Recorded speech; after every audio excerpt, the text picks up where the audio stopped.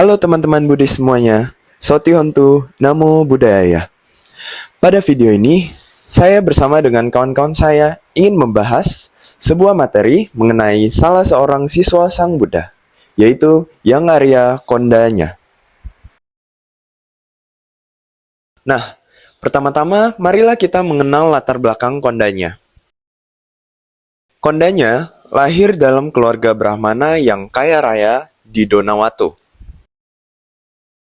Ia dikenal sebagai peramal ulung karena sejak muda ia memiliki beberapa keahlian seperti membaca tanda tubuh dan juga menguasai 3 Weda, yaitu Rig Weda, kumpulan doa dan pujian kepada dewa, Yajur Weda, kumpulan mantra untuk upacara kurban, dan Samaweda, nyanyian doa yang dilakukan saat upacara.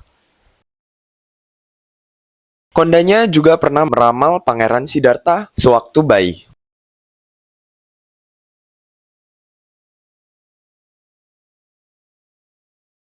Pada waktu kelahiran Pangeran Siddhartha, Raja Sudodana mengundang 108 Brahmana untuk menghadiri perayaan.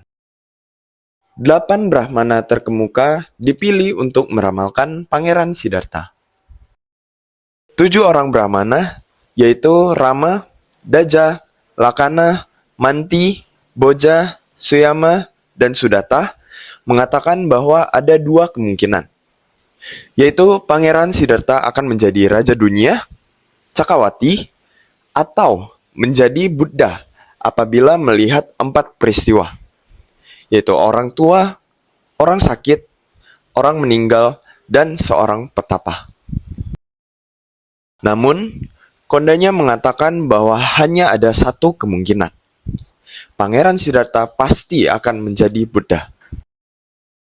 Ia begitu yakin, bahkan bertekad untuk mengikutinya apabila ramalannya benar adanya. Ketika Pangeran Siddhartha akhirnya memutuskan untuk meninggalkan istana, Kondana pun mengajak 4 orang Brahmana, yaitu Wapa, Badia, Mahanama, dan Asaji untuk menemani petapa Gotama.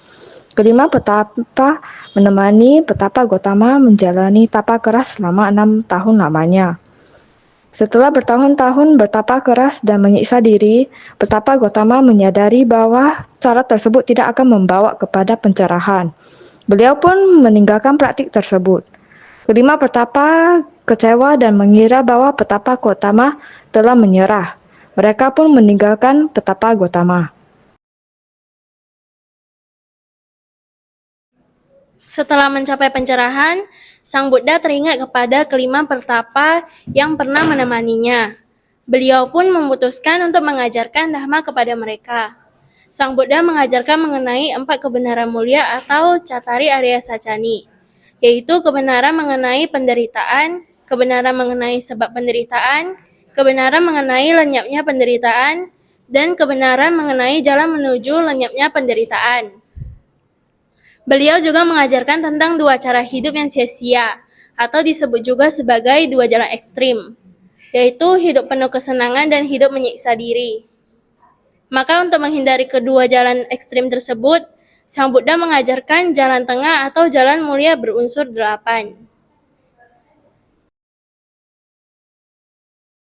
Ketika mendengarkan khotbah tersebut, Kondana mencapai tingkat kesucian sotapanya dan memohon agar ditahbiskan menjadi seorang biku. Sang Buddha pun menahbiskannya sebagai biku pertama, diikuti oleh Badia dan Vapa, kemudian Mahanama dan Asaji. Dengan demikian maka terbentuklah Sangha. Kelima biku mencapai tingkat kesucian arahat setelah mendengarkan khotbah kedua, yaitu Anatta Lakkhana Sutta. Yang Arya Kondana memilih untuk berdiam diri di tepi Mandakini, Canda Tavana hingga akhir kehidupannya. Selama berada di situ, banyak gajah-gajah yang bergantian menghormat, membawakan makanan dan merawat Yang Arya Kondana.